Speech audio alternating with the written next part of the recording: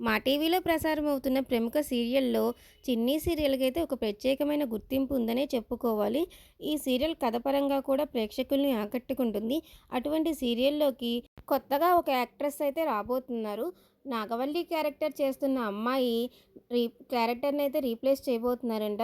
నయని రాజునైతే తీసుకురాబోతున్నారంట.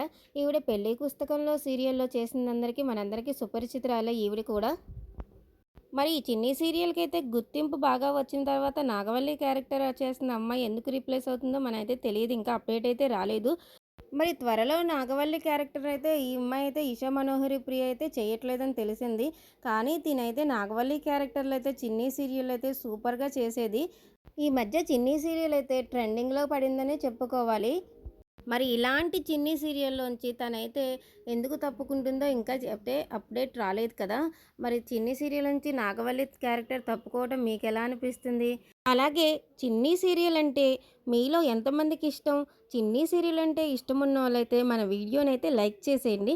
అలాగే మన ఛానల్‌ను కూడా సబ్స్క్రైబ్ చేసేయండి. ఇలాంటి మరిన్ని అప్డేట్స్ అయితే మీ ముందుకొస్తాయి. Thank you for watching.